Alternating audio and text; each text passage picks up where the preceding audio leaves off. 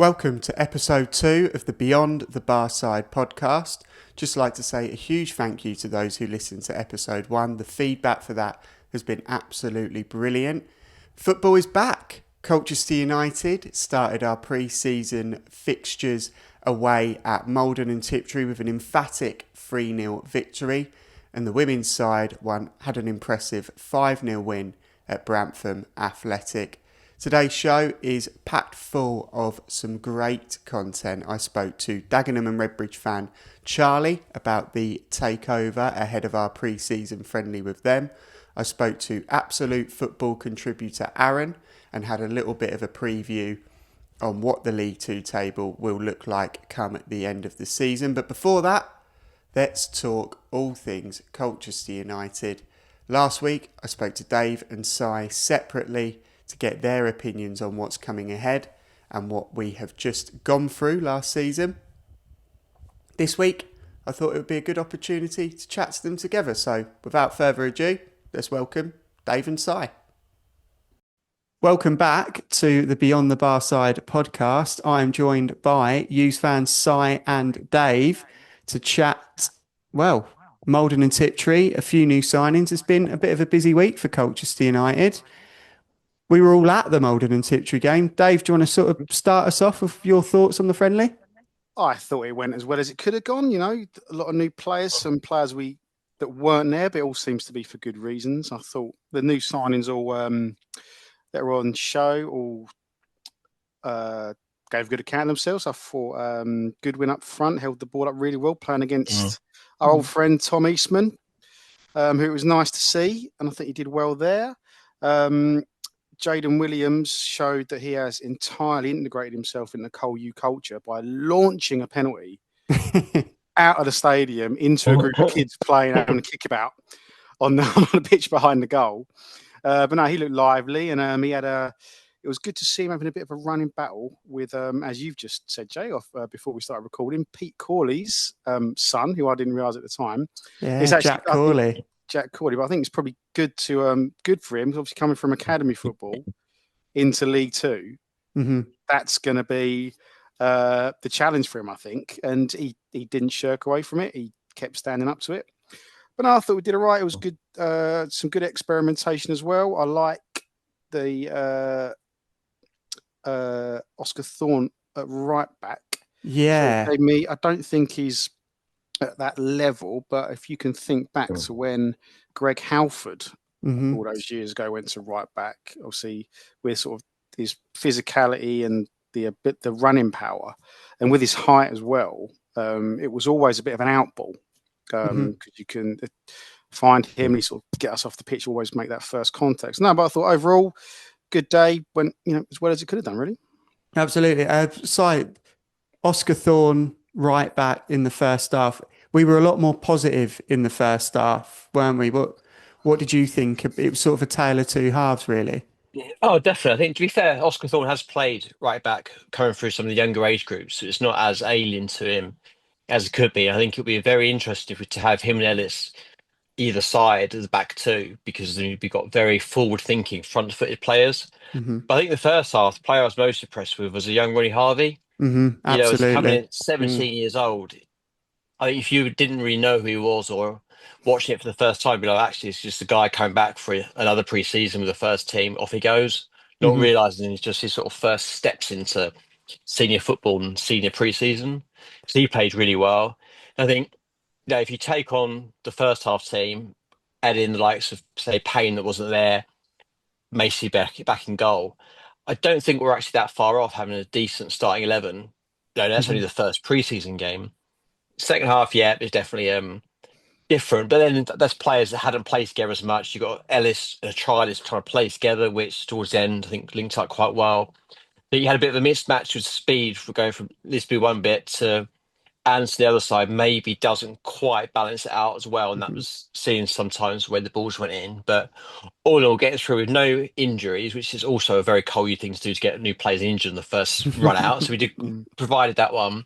With the players to come in, like I just quickly alluded to there, plus Dominic Gates still got to play, Ben Perry still got to fit in. So I think after the worry with the takeover going through, or not going through as the case may be, rumours of reduced budgets, etc. I think we're actually in a stronger position this time this year than we were this time last year going forward. So yeah, it's all very promising. It'll be interesting to see how we get on against Oxford and Luton behind closed doors. Those games maybe could be coming at the wrong time, which maybe should have done them towards the end of the pre-season window, give us a bit more time against lower teams to get more the tactical side sorted out. But it'll be a test. It'll be interesting. Yeah, absolutely. And we've got obviously Dagenham and Redbridge coming up. It's going to be a battle between Frankie Terry and Andy Carroll by all accounts. I know that was a crazy one, wasn't it? Qatari investment group have invested in Dagenham and Redbridge. I mean, that is just on the cusp of getting into London, isn't it? That is, we want a football club. We want a football club in London. Yeah. We can't have Chelsea. We can't have Arsenal. We can't have Orient. Dagenham will probably do. Yeah, maybe they thought it was in London. Someone tricked them, like people coming to Chelmsford City Racecourse. Yeah. And I live in Braintree, and I can pretty much see it outside of my window. So it's the same sort of principle there. But no, I think that's going to be that is going to be a battle, and I think might be worth just talking about the number of players who are out of contract who played, which is quite good to see, really. Yeah, show the type of club we are. And I thought the ones sort of, I think I'd like to see Scully just play more often. I think there's definitely something there. I thought he looked really lively, really lively. And back end of last season, I felt the same. Whenever he came on, he was looking to make things happen. He was direct. He was trying to sort of get things going. It's interesting. Obviously, the players you're alluding to, Anthony Scully, Kane Vincent-Young, Frankie Terry, all technically out of contract. Were listed in the matchday squad not as trialists, which is quite strange. It's fairly unusual. Like, granted, we know who they are, but it's still not usually the done thing. Do you think all three sign on? Yeah. I genuinely think it's just a matter of time. Scully is probably the worst kept secret in football at the moment about the fact we're going to sign him. I think they're just realising that, we're going to sign him. Kane Vincent-Young is another one. I think they're urging the side of caution with him about his fitness, and the fact he got through the 45 plus did the cool down run at half time. It didn't look like he had any issues, was very positive for him going forward. So I think we're sort of just Scully's a matter of time. Vincent Young's, as long as he can stay fit for the next couple of games. And then Terry, I think, is the other one they're very confident he's going to sign. It's just a case of waiting. I think if Samson goes, or when he goes, when. Yeah, exactly. I think that it'll be kind of a bit like the good lifting with Flanagan. That once he's gone, then all those contracts suddenly get signed and announced. It's just a matter of time and waiting. Where do you think he ends up? Where do you think Tavide goes? A tough one, isn't it? Because he was obviously very heavily linked to Barnsley, but they've just signed a striker. So it'd be interesting to see where he a striker that didn't get on with Tavide when we played Notts County as well. True. Obviously, coming from the same league. So Tavide one would be interesting because where he potentially sees himself, where he should be, and where he'll end up, I don't necessarily think will maybe be the same.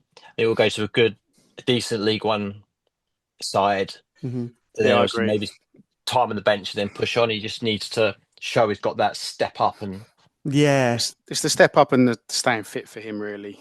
That's what's held him back, really. I think he would have already gone by now if that wasn't the case. And just going back to, I think, with regards, I'm not sure Frankie Terry's really up to the League Two level, to be honest, just from what I've seen of him.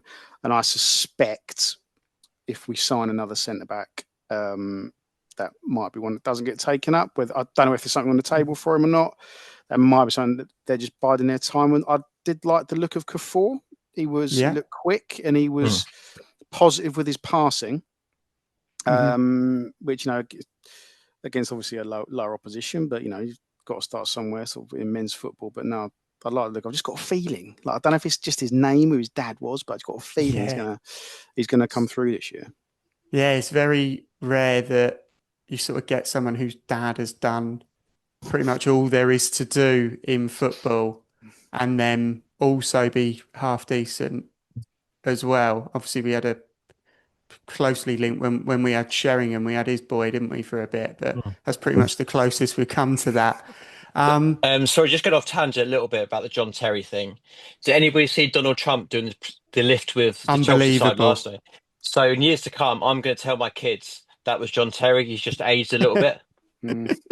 He's got a mask for every occasion. Yeah, Do you that's what it reckon? was like. Do you reckon Cole Palmer knew who he was?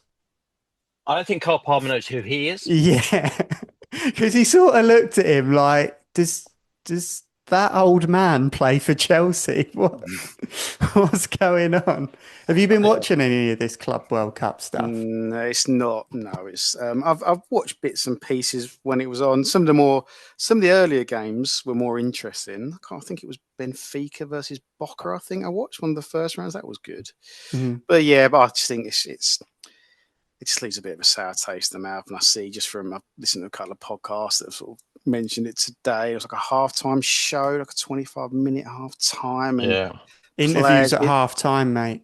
No, but they're bringing it in the Premier League, I think, this year. It's nonsense. It's nonsense. But yeah, anyway, well done, Chelsea. To be fair, I think if they hadn't done it in America, it'd been better. If they'd done it in Europe or even South America, where it's got a much more football base and football normality, would have got it off the ground a bit better. But I put it into, like Dave said, then the Americans just tried to Americanize it and it just ended up like comedy. No Payne, no Macy, no Sampson. Macy apparently picked up a knock. Sampson is going elsewhere. Payne, I'm assuming, is being rested for some of the sort of more competitive games later on. He was there. Yeah. Saw him in the car park after. Yeah. So I think it's just a case of managing them. I saw Sampson just trying to wind up the kit man the whole time. That was pretty much his contribution to the friendly. To be fair, I've got a lot of time for he winds Dino up. I do it all the time, so I'm really on board with one Dino up. If you want him to come on, I'll see if I can get him on for if you want. Absolutely, I'd love anyone and everyone, mate. That'd be brilliant. I thought, just going back to the Malden and Tiptree friendly, 4-2-3-1 first half, looked like a 4-4-2 second half. It didn't look like we were playing with a 10. Yeah, it seemed it wasn't. I think he tried to maybe give Lisby a bit of a free roll. Yeah. I don't know if I just saw that differently, or maybe it was just it was new to Lisby. So I don't think he looked lively. I'm really looking forward to seeing him next year. He looked lively. He linked up quite nice on a couple. He got the assist, obviously. He links up quite well with the trialist and Ellis.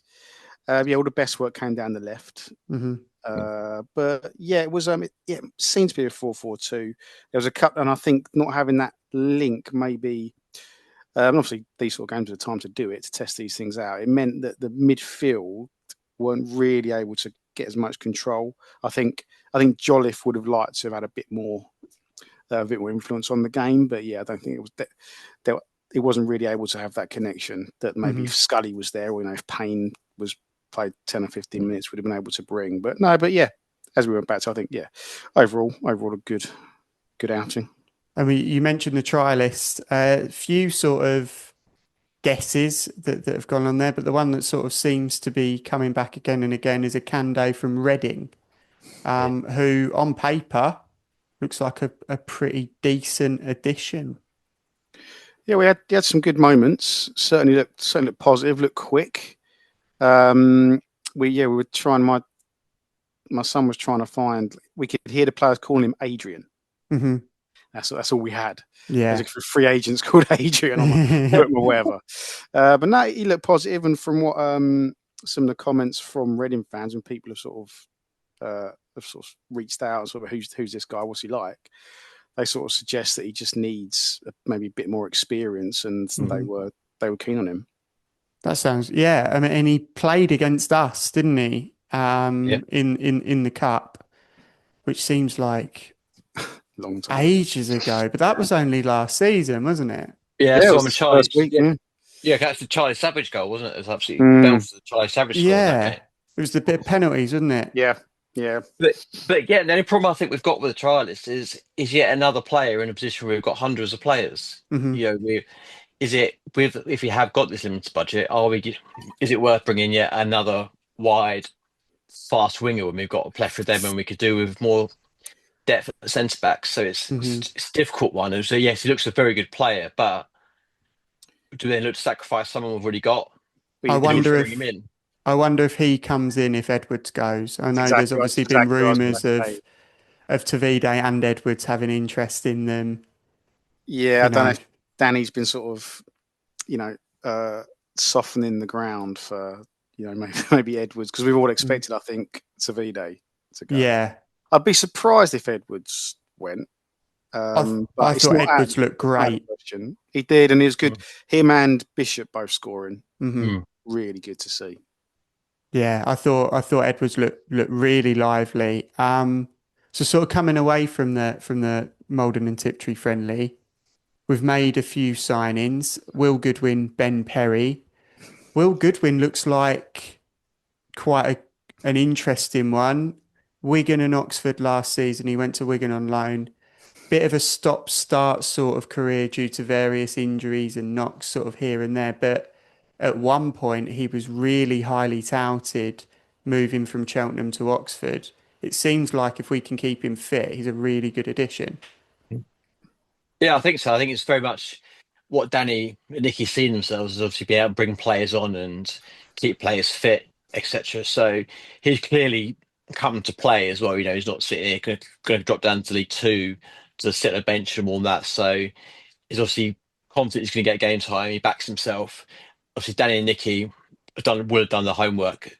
They'll like him in the way they want to play. He looks a decent number nine who's intelligent both on the ball, but also some of his movement off the ball was brilliant. Hmm. I think for that first goal, definitely his movement was then created the space which allowed Edwards to run into to get the ball back, Bishop to score. Hmm. So actually, but it's one of those, if we're going down by the stats, I mean, he didn't score, blah, blah, blah, but actually, he probably had a lot more of an impact in the game than people potentially realised. And off the Hmm. ball, he looks very, very good as well. I think that's a really good point. There were 2 or 3 occasions where after you held up the ball well, laid it off, and then made a run where he got into space, but, a few more games down the line, playing more with Gordon or Thorne or whoever, they know he's made that run. Hmm. So, yeah, that's something I noticed as well. Yeah, it's a really good point. And then Ben Perry, who obviously didn't come in and play. I'd imagine there's all sorts of things that he's got to sort out making the move I on a think you're right 3-year today. deal. Yeah, Yeah, it's yeah. his first day back. It was her first day, wasn't it? But yeah, it's causing a bit of stir up the leagues, the fact that we've managed to get him and other Yeah, clubs haven't. Northampton fans, it's always good to see. How you judge a player is how their old teams view them. And Northampton fans were furious. Mhm. yeah. They didn't get him back. And I think we just need to be a bit careful, maybe temper ourselves. I think I've seen about 500 different versions of McDonald 2.0 Yeah. across various social media. Let's give him a chance. Obviously, that would be great. And it sounds like that's what he's been brought in to do. But yeah, let's let's give him a few games It's before a we anoint concern, him. isn't it? It's always a concern when someone like Jamie McDonnell goes, someone comes in as a clear replacement for that player, and the expectations are here, and you forget Mm. that these players need to bed in, they need to gradually find their form, and if they're not given the opportunity to, they have one bad game, one average game, and all of a sudden the fans jump on their back. I sort of remember when Sammy left, there was a lot of pressure placed on Giovanni Brown to be Sammy, and he was nowhere near the same type of player as Schmodix. He was just playing in that position. I sort of worry that Ben Perry's going to be expected to be Jamie McDonnell and not be given the opportunity to be himself. Yeah, but hopefully, we've got this again. The experience we spoke about on a previous podcast, Aaron, about whether Dominic Gate might have been brought in to maybe mentor a younger player, whether it be like someone there already, like Milton Oney, or someone coming in, and it looks like touch wood, it looks like we might have got a good one here. Because like I said, a 3-year contract. Teams higher up the league's going for him. He's got every chance. I'm looking forward to watching him. 17 games in League One as well last year, which is a real testament to what the Cowleys can do. So Ben sort of spoke about how the move came about, and he sort of suggested that Jamie McDonnell played a huge part in saying how well he was welcomed to the club. But he also said that the Cowleys went and met him. They went and did their pitch, and he was impressed by what he heard. That must be really, really nice to hear for Colchester fans. It is definitely. I think. Sorry, but it's on two fronts. The first one being that alone players come out and said to someone he's played with before, and obviously, like Perry was captain when McDonald was playing for their under 21s, has come out and said to him, "Yeah, it's a good place to go. Trust me, go there." And like I say, the fact that Cowles has gone up and given the pitch, and he's bought into it very quickly and gone, "Yeah, this is the club for me," speaks volumes to them, but also shows the club actually has turned the corner. This is what we were always waiting for under Cowles, just to become that club that was attractive that people want to come to. I think as long as he kicks on and does what we're hoping he will do, that will be the sign that proves the club has turned. Absolutely. And I think it will be really, really interesting to see what business gets done towards the back end of the window as well. There are going to be players out there that, they might be looking at Championship League One moves that don't come off. Do the Cowleys manage to get those sorts of players in? I retweeted the PFA training camp squad just a couple of minutes ago. 40 players. The vast majority of them have played sort of 1 to 2 leagues up, a couple of ex-Prem players in there. I wonder how many of them we look at and think 2 years ago they would have been a completely unrealistic option, but now you've got Danny and Nicky Cowley in charge. Do they take a punt on Colchester United? Yeah, and players will come and play for the Cowleys. It's one of the best things about having them here. It's like what we all hoped we were getting is what we got. Would Jack Payne, would Teddy Bishop come and play for Colchester if he wasn't to come and play for the Cowleys? Probably not. Lyle Taylor as well. So they've got a real pull, and you can use the market for things like that. I mean, it wasn't the Cowleys, but Cameron McGeehan 2 years ago, he came in, he knew what he wanted to do. He was going to come in, put himself in the shop window, and arguably, if it wasn't for him, we could have been National League. Players, for whatever reason, can come in and have real positive influence. Have you seen what happened with Cameron McGeehan in the week? No. Yeah. You end up MMA, wasn't he? In his pre-season friendly. He was sort of shoving about with another player in his pre-season friendly. Yeah. It was captured on video, but I assume the club video it for supporters or whatever. But his partner was made in Chelsea. So one of the more reputable, classy news outlets like the Daily Mail or the Sun just caught a still of him sort of fist out and gone, made in Chelsea stars partner in brawl. And it's, it's not quite... He did come off bloody. I don't know if you saw it. It was on TalkSport website. His shirt was a fair bit of blood down there for both of them. So he gave as good as he got. Yeah. And he always had that when he played for us as well. Oh, yeah. He had an edge to him, definitely. My favourite game was single-minded. With him was Wimbledon away. So he got sent off. And then just before he got sent off, his brother got kicked out of the away end because he was quite openly drinking in front of the stewards. I was like, God, it's been a great day out at Wimbledon for that family, isn't it? Both been thrown out for absolutely brilliant. Wow. We always get in trouble at Wimbledon, don't we? It's the stewards because they stand in front. Yeah, and it winds people up. I don't know why they do it. Best set of stewards that you've had at an away game. Doncaster probably. I like going to Doncaster. Stewards any of the northern clubs really, isn't it? Carlisle quite good up there. I think it's Grimsby nice, and I think it's more northern you go, the better they get. I like Sutton personally. Really, Whoa! Right, They weren't bothered in the slightest. They're the same ones that do Wimbledon. Oh, really? Yeah, you recognise the main guys. They're the same Ah, ones. okay. I don't know if they've just got more license to to annoy people when Yeah, they're at Wimbledon. maybe. But it's the same company. Okay, I thought they couldn't have been more relaxed if they could have had a nap during that game. They'd have had one. I thought they were great. That I was don't when we know. played twice in a row, wasn't it? Very quickly after Yeah, the yeah, first yeah. game, we were winning. They were all celebrating. The bloke's like, "Yeah, I don't care. I'm an Arsenal fan." Just winning and singing along. But Yeah, I think yeah, stewards, as you go north, stewards and food get better. Yeah. Have you had the food at Harrogate? oh, No, God. Doncaster was man, decent. okay, Doncastle's right, but Harrogate, it's like going to a restaurant. Is They got it? the they It's get homemade incredible. pizzas and all sorts. Homemade pies, it's Yeah, unreal. The football is completely secondary to Harrogate. Just came for a meal.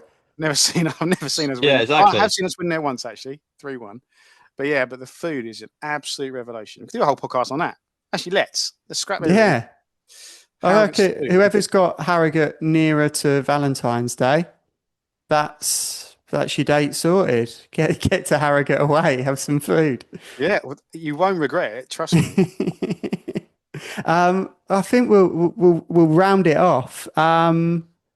We've got the open day coming up next Sunday. I'll be there. I'm assuming you guys will be there as well. I can't. It's my mum's 75th birthday. Okay, And I'm happy taking her to the birthday. Ritz. Oh, nice. So it is a surprise, but I very much doubt she's going to listen to this. Was Harrogate busy? Have some faith. That's a good point. Now I'm full of regret. Again, going off the tangent, you know that stuff on the back of the South Stand, all the new graphics, everything they've got. Have you all seen the fact that Tottenham Hotspur spelt wrong? Is it? Yeah, Hotspur spelt wrong. They got the S and the T the wrong way around, so it's instead of being hot spur, it's Hotspur. Whatever it is. But yeah, Maybe it's the Pro Evo version. Yeah, I was going to say, maybe it's the really London red. London white. So North London white. It's really, the only reason I tell everyone is because it annoys me that once you see it, you can't unsee it. So I just thanks for that, mate. Really appreciate it. I share that annoying view of everybody, so everyone can share the annoyance. Annoyance. Yeah, that's the word, isn't it? Right. It's getting late. I can't say. Happy to help. I love it. Okay, so thank you very much to Si and Dave. We'll be there. Well, you won't, Dave. You'll be at Ritz via Harrogate, but we'll be there looking at the Tottenham Hotspur sign, being enraged amongst other things. Yeah, this will come out just after the Dagenham and Redbridge game. But what's your score prediction going to be? I'll go for 3-1. 3-1. Dave? I think there'll be a bit of an experimentation. There'll be a nice sort of high-scoring draw, I reckon. High-scoring draw. I like it. Okay. That's been brilliant. Cheers, guys. Take care.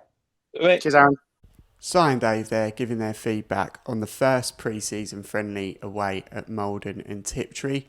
The pre-season campaign rolls on. On Tuesday, Colchester United travel to Dagenham and Redbridge, newly bought, newly invested, newly Andy Carrolled Dagenham and Redbridge. Things are going in a very upward trajectory there after a few seasons of instability.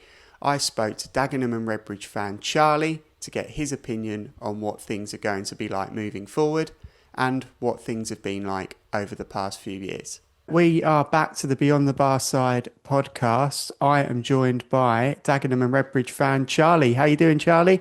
I'm all right, mate. How are you?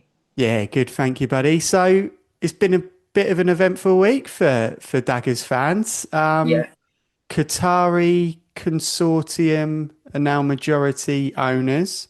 Yeah. You've signed Andy Carroll, and Yes. Umbro have made you quite a nice kit as well. Do you want to talk me through the week? Sure. Well, it's been a pretty eventful week, as you say. I mean, the Andy Carroll stuff, it came out of nowhere. There was a few rumours that Chelsea were going to sign him for days and days. It was Chelsea are going to win the race for Andy Carroll, but yeah, it just came out of nowhere. Saturday evening, just got randomly announced, and we were just in shock. You know, Andy Carroll, a former Premier League player, coming to coming to Dagenham, I mean, our numbers on social media went up so much, and it I just bet they did, yeah. yeah, and just got a lot more eyes on Dagenham. A lot more people said, "Oh, I'll come down for a couple of games to support your lads." So it's got the attraction up from the club, and it's put more eyes on the club. Yeah, the shirt is really nice. We haven't had Umbro before, so we've got a 3-year deal with Umbro, and like I say, the shirt's really nice. I think we've sold over 400 shirts so far. Um, over 400 shirts so far. So that's been doing good, and I think a lot of people are going to get Andy Carroll in the back. I can imagine, yeah. I mean, 400 shirts for National League South is it's pretty good going, considering we're still in pre-season. Yeah, so what are you thinking then? So obviously you've come down from the National League to National League South. Yeah. Do you think that Dagenham are going to be going straight back up? Well, I hope so. Especially with Andy Carroll up front, Yeah. I mean, it's some coup, isn't it? I mean, you mentioned Chelmsford were looking at bringing him in. Correct me if I'm wrong, but does Andy Carroll still have family sort of in the Essex area? Yeah, I think they live in Essex. So he was in France for 2 years or something, and he wanted to come back home. So yeah, I mean, I think we've got a decent chance of winning the league. Not just Andy Carroll, but we've brought in some quality players so far. And if we get off to a good start and stay consistent, which is one of our biggest problems of the year, we lack consistency, which is not good. But if we can put a good run together, then I can't see why we can't get promoted. Yeah, why do you think you've lacked consistency? What do you think the reason's been behind it? It's just sometimes it's the players we've brought in, they get up for the big games, but then for the games that the teams around us that they can't be asked, or they seem like that anyway, or like you see their work effort ain't as much, or like some of the players that don't want to be here, they play not 100%, and you can see that in their performance. Some years it's been the manager. I mean, I know I'm going a bit off topic here, but if it's okay. Yeah, of course. Lewis Young, we had last year. He was our assistant to Ben Sherrins, our previous manager. But Ben Sherrins lost his job December. Lewis Young got appointed as permanent manager. Now, keep in mind, Lewis Young has got no managerial experience. He's only been an assistant at Crawley and Dagenham. He's 35. He's got no manager experience, and he was just like a fish out of water. He did not know what he was doing, and ultimately, I think that's one of the reasons we went down, because he didn't have a clue, and everyone could see he didn't have a clue what he was doing. Do you think sort of having a more experienced head in that sort of situation could have potentially dragged you out of it? Yeah, definitely. I think, we got Lee Bradbury now. He seems experienced. He knows what he's doing. If we had him last year, we would have definitely stayed up. Nice. I mean, yeah, so things look a bit more positive at Dagenham, obviously, with the investment, with Andy Carroll, having someone like Lee Bradbury who sort of knows the leagues as well. Yeah. What do you think Colchester fans can expect when they go over to Dagenham on Friday? Hopefully a tough game. A team that works hard, a team that wants to get the ball to the big man up top, Andy Carroll, and hopefully he'll score 3 goals against you. So that's what you're going for. You're going for what, 3-0? 3-0 Dagenham? 2-0, 2-0. 2-0 Dagenham. I like the optimism. Yeah, fair enough. I think we've only had one pre-season friendly and then another one behind closed doors. So it's still early days for both. So I imagine both teams will be experimenting. Do you see Dagenham doing any more business in the summer? We're rumoured to bring in 1 or 2 more strikers. We're also rumoured to bring in a midfielder from Maidstone, which I can't pronounce his name, but he seems good. We had him on trial for a couple of games in pre-season, but by all accounts, he's expected to sign in the next few weeks. So I think about 3 or 4 more signings. I think then that'll be our business done.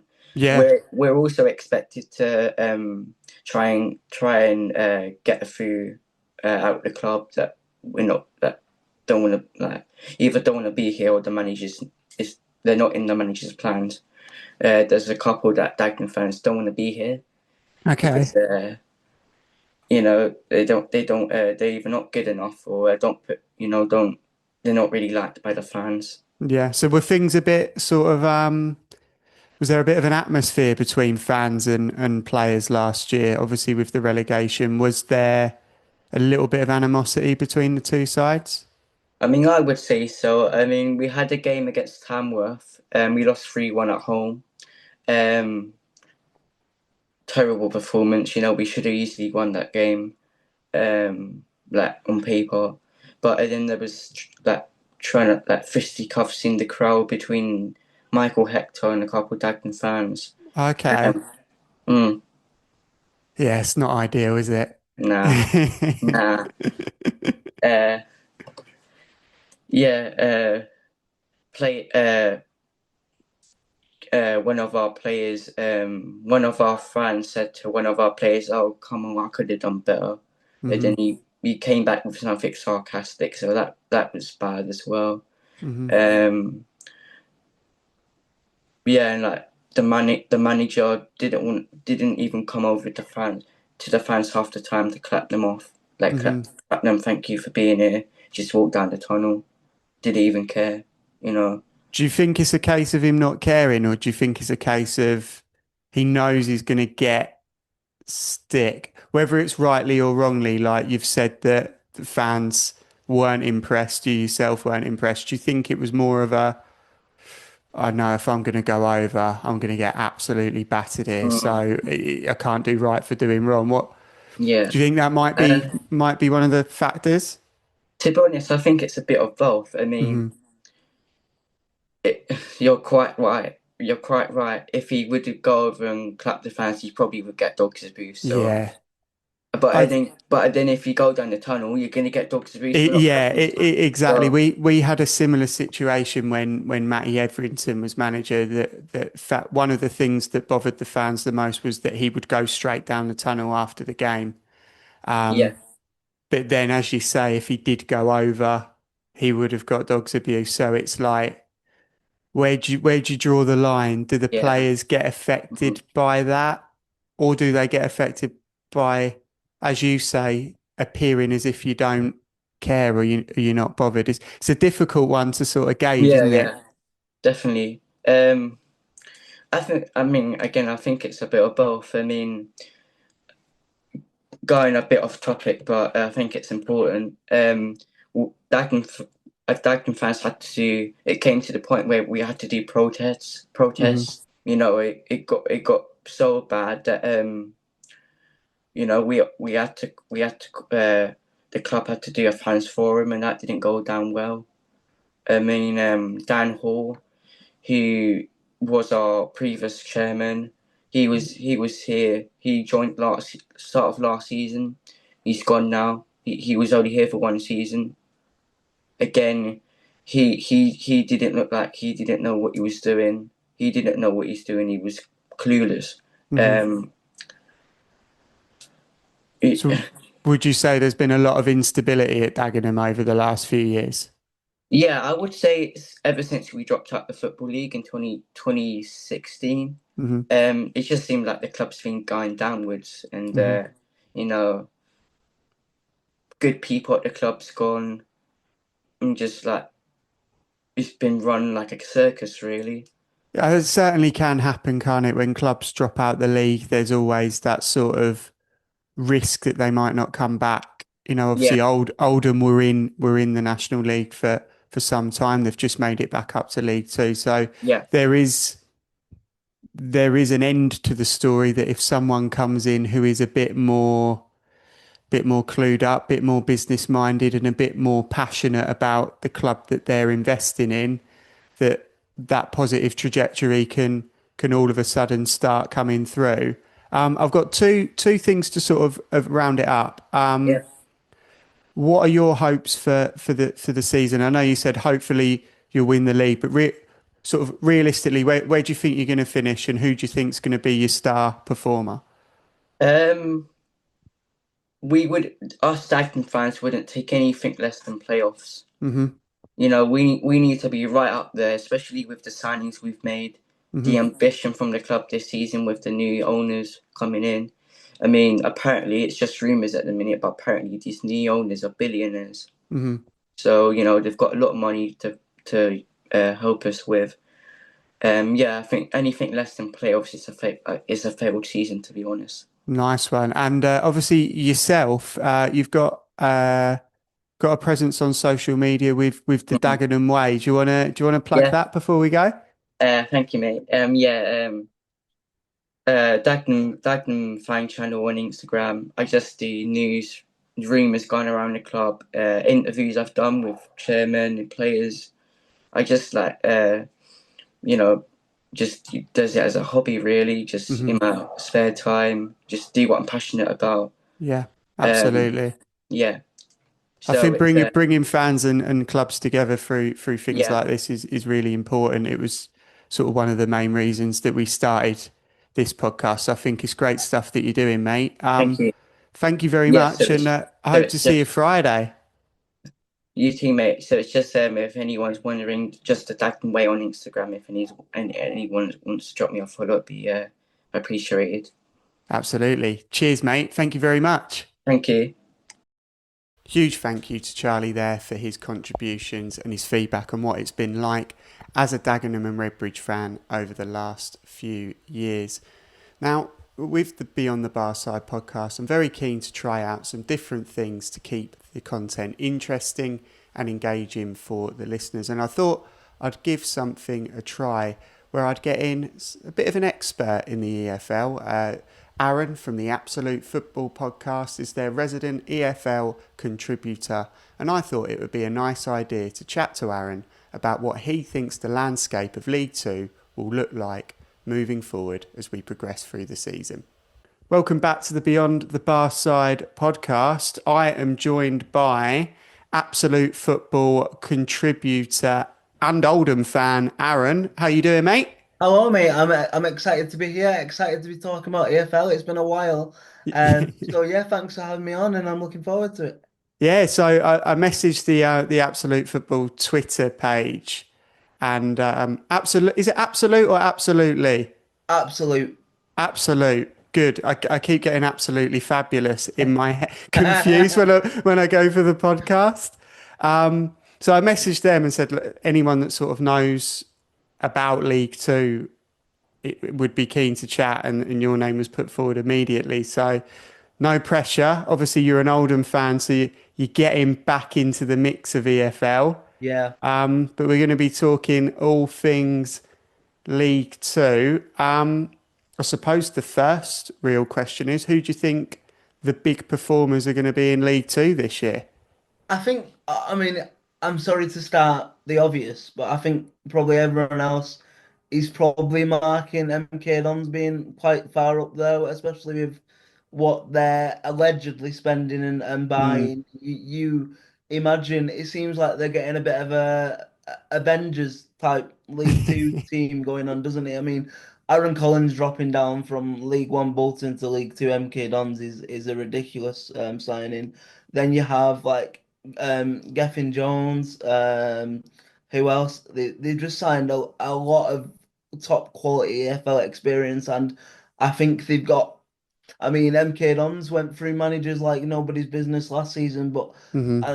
I think from what I know about Paul Warne and his sort of play style, I think they might have it bang on here, and they've certainly backed him. So I think it'll be certainly not a catastrophe. I won't be that dramatic, but it'll be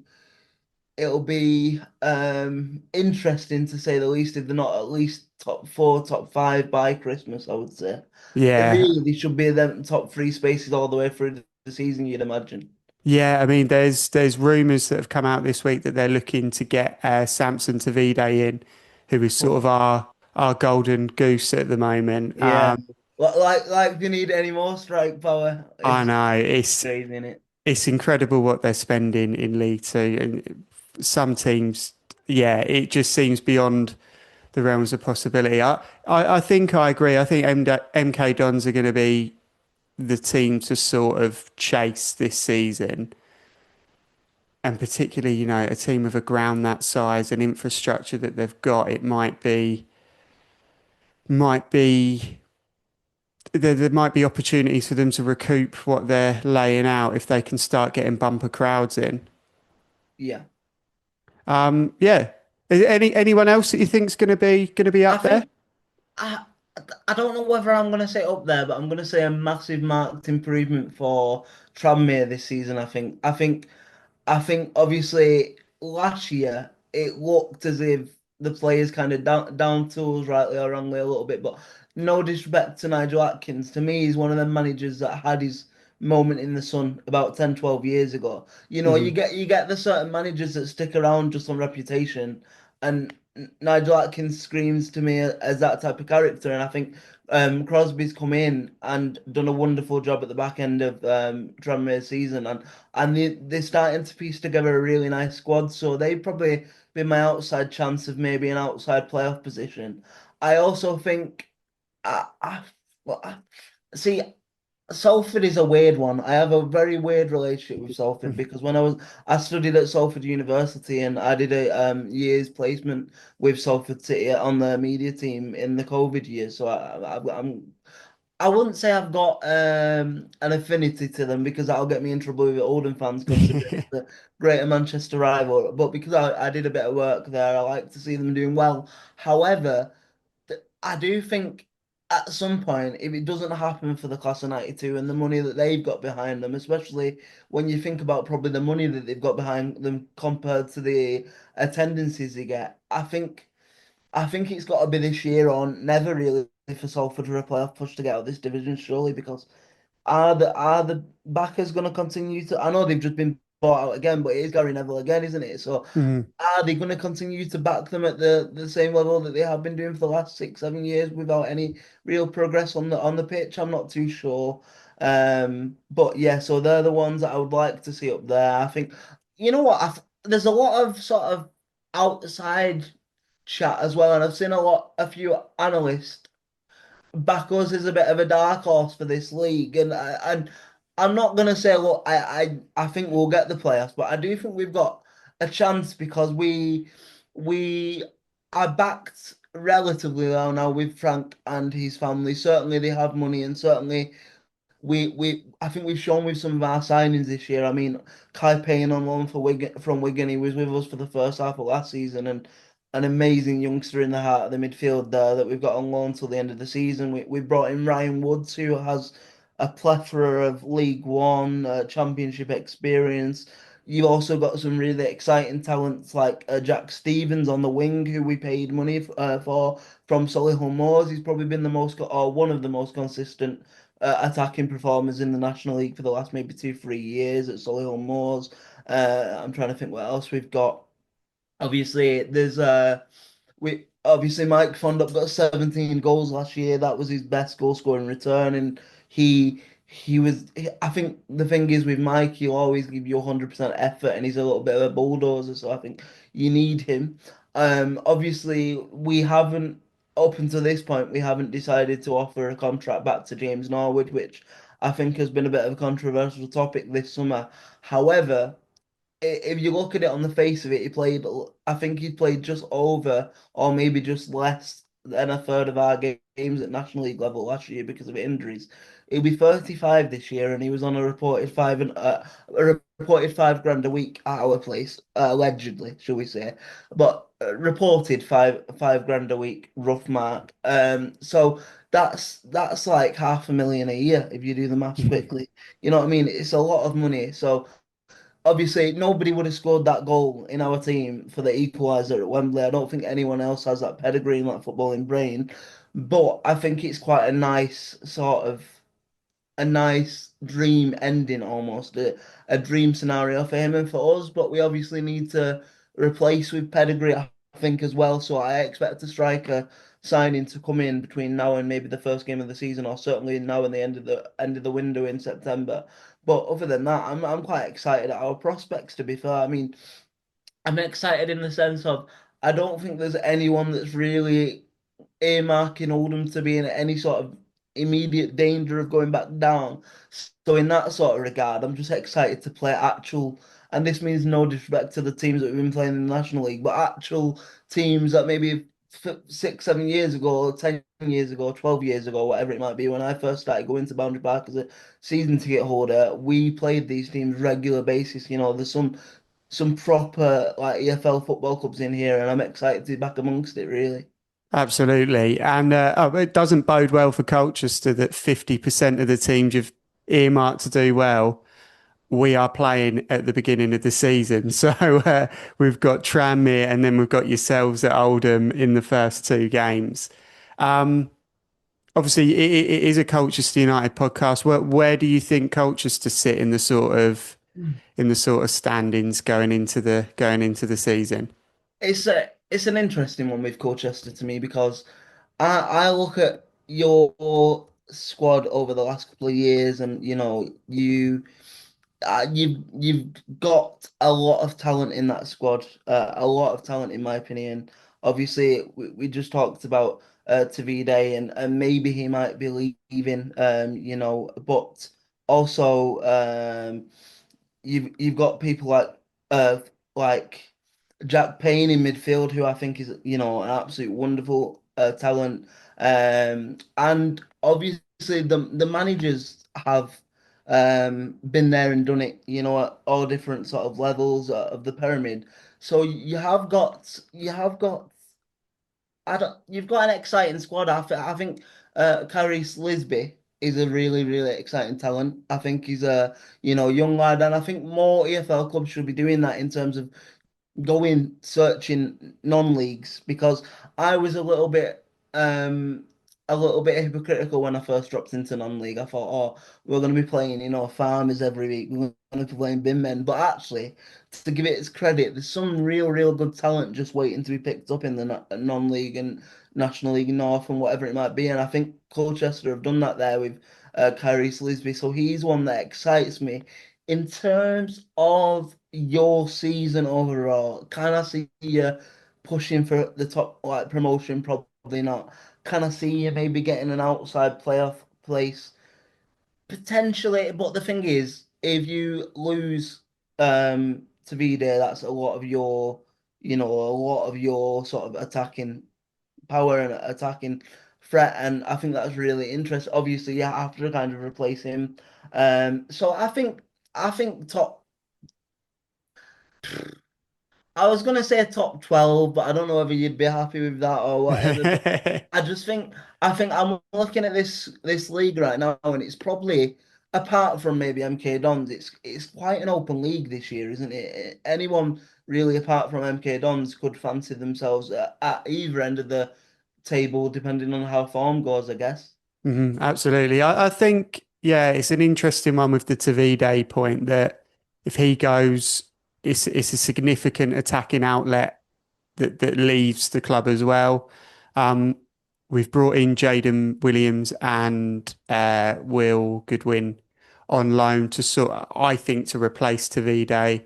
I think a lot hinges on Lyle Taylor re-signing as well if he can prove fitness. I think outside chance of a playoffs, yes. I think top half is probably the most realistic point. But as you say, with the Cowleys, they've been known to work wonders with well drilled Constraints. smaller squads, and I think anything can happen at either end of the table. Going to the other end of the table, do you think there's anyone that's gonna struggle? I'm just having a look now. If you were to ask me straight off the bat, mm, I think, well, I think Newport will be down there again. I think that's quite self-explanatory. I know they kind of pull the rabbit out of the hat every year, but I'm a big believer on you can only do that for so long, and it wouldn't surprise me if this year if Newport's got kind of ran out a little bit. Um, Obviously, who else is going to be down there? I think maybe Harrogate might be another one because Harrogate they've done remarkably well to. Some would argue probably stay in the AFL on the we talk about budget constraints, and not really spending money and not really having the finances. Harrogate are the prime example of probably being able to do that and do that well, and I think they've done that well to this point. But I just think there's some massive sides in here, and I just think I don't know.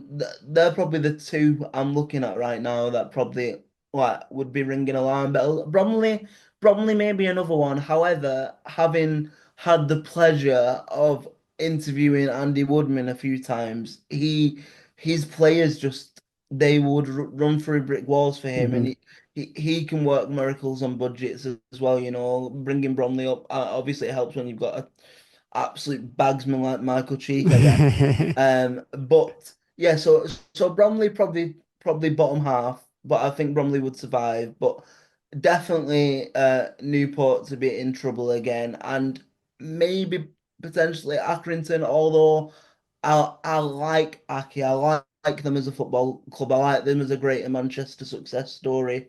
So I wouldn't like to see that, but obviously again budgets and crowd numbers maybe them.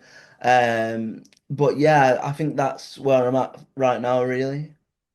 Nice. Yeah, I think, yeah, as you say about Woodman, he's such a character that you can almost tell that people definitely want to play for him. And I think his experience within the coaching setups that he's been a part of, he is able to sort of bring in loan players from higher up Yeah. the pyramid, and he's been able to work under some really good coaches. So the pedigree with Woodman, as well as sort of the motivational aspect, is definitely there. And I think just for Bromley as well, I think and Woodman specifically, you can when you talk to him or when you watch interviews, you can actually tell he genuinely like studies football and knows Hmm. football. Some managers sometimes you think they can wing it a little bit just with a little bit of charisma and whatever it might be, but he actually knows football, or at least he does a very good job of perceiving us in the media like he knows a lot about football. If that's not the case, because he just comes across like he just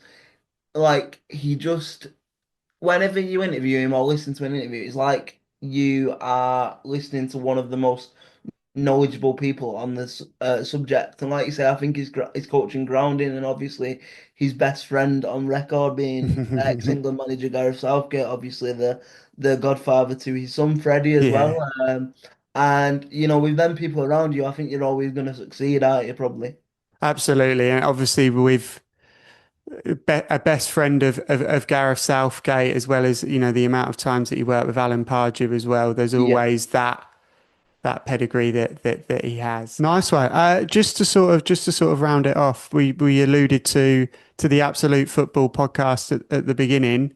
There's pretty much a show every day. Is that right? Yeah, so we're pretty busy really. So we have like live streams going on at the minute for the women's, obviously the women's Euro. We Hmm. have a live stream, I should say, for the England Sweden game tonight. Obviously hoping the girls get through and do the business, of course. We have our EFL show on a Thursday. They also have a National League show. They have a Championship show. We have a Premier League show. We have a women's show in general. So we are all covered really. So yeah, like really exciting time, and we've been doing a lot of season previews and season reviews since the end of last season. So yeah, exciting time for us over there. Obviously, I've only just recently joined myself, so I'm a new addition for the season coming. So I'm excited to be part of the team, and yeah, I can't wait to carry on broadcasting and producing high quality content. Nice one, mate. Matt, I really appreciate you coming on and sharing your thoughts. And obviously, use fans that want to listen to the EFL content on a Thursday, Absolute Football. Nice. And then obviously I do a little bit with Oldham Athletic as well. So if you wanted to follow me on my socials, my X account is Aaron Diskin1. That's where you'll find me. Probably come August rambling and ranting about Oldham's performances, but hopefully not. But yeah, if you want some Oldham content, then that's where to find me on Twitter. What is my predominant social media space. Nice one. Cheers, Aaron. Really appreciate it, mate. Amazing, mate. That is a wrap for episode 2 of the Beyond the Barside podcast. A huge thank you to Hughes fans Si and Dave, Dagenham and Redbridge fan Charlie, and Absolute Football's Aaron Diskin for their contributions to this week's episode. We will be back next Saturday following the Peterborough away friendly. It will be a preview for the Peterborough game, but it will come out slightly after. Again, a huge thank you to those that have watched on YouTube, Spotify, Apple and any other podcasting platform. Really appreciate it. If you haven't had a chance already, give us a rating, give us a comment and send me a message. If there's anything that you want to hear in the podcast, let me know and I'll try my best to make it happen. Have a great weekend. Cheers.